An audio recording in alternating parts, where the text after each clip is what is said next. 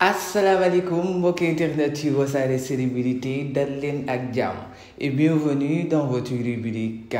sur le plat comme d'habitude cas yëpp lañu jël dafa nekk sur le plat ngeen tànni si bu leen neex xam ngeen ni lii la ñëpp doon xaar mooy gannaaw ba coowlu audio kii di Kouthia daal di génnee ñu bëri di xaar kii di Pape Cheikh Diallo wala Viviane wala ak n'importe ku nekk si wax sa xalaat maanaam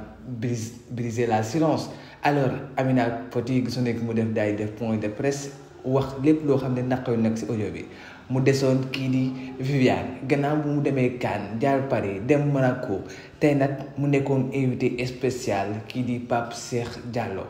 ñëpp doon xaar mu mel ni maanaam di délibération bac ñëpp ko doon xaar kenn mënu sax seetaan leneen di doon fu mu toll nii jàkkaarloo Pape Cheikh Diallo ak kii di Viviane. Alors si commencement bi la kii di Viviane daal di dugg si lu mu njëkk wax mooy moom no stress fair play maanaam lu ko waaye def rek dala koy baal fair play waaye gannaaw bañ pare loolu yëpp kii di Pape Cheikh Diallo daal di jël kàddu gi ne ko va ngay dem nga ñu fi bàyyi lu rëy nga ñëw indi fi leneen lu rëy moo tax sànq wax naa ak samay wax fu mu toll nii dëmm yëpp ñoo ngi jëfaru waaw moo bi dis na de moo bi dafa ñaaw en tout cas Pape Cheikh Diallo nee leen dëmm yëpp ñoo ngi jëful lu waral wax jooju est-ce que audio yi moo tax Pape Cheikh Diallo wax loolu ou pas en tout cas dégg ngeen ko ku nekk mu nga xaate fu la ko neex mais dëmm yëpp nga jëfaru moom peut-être am na ñu ko moom ak ñu ko moomul waaye ba léegi Pape Cheikh Diallo mooy continuer nee na ko lu tax boo ñëwee gën a gën waaye da nga leen gën Viviane daal di koy tontu nekk man du ma mel Sénégalais yi moo tax ma mel loolu Sénégalais yi bëri nañu posé la question lu tax du ma màgget alors du ma màgget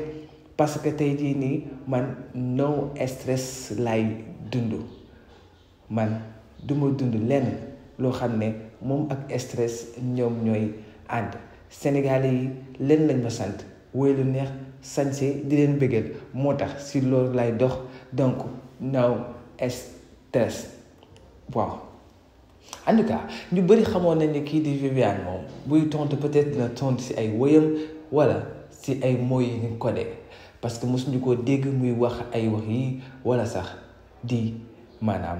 wax leneen waaye Pape Cheikh Diallo gis ngeen Viviane bu muy dugg si moom ak kii di doomam di Ndour dégg nga ko nee na ko yaa bëgg sa yaay loolu yow ni nga fi nekkee da ngay taxaw sa yaay ak fu mu mënti nekk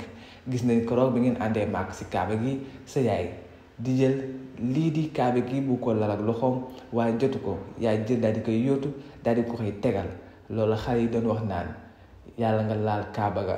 yaay booy yàlla nga laal kaaba ga en tout cas mu nekk ay kàddu yi nga xam ne nii peut-être ñu bëri yéen ko doon xaar waaye ba léegi émission bi ngi déroulé ñu bëri tamit ñoo ngi déglu di xaar kii di Pape Cheikh Diallo wala Viviane est-ce que dinañu wax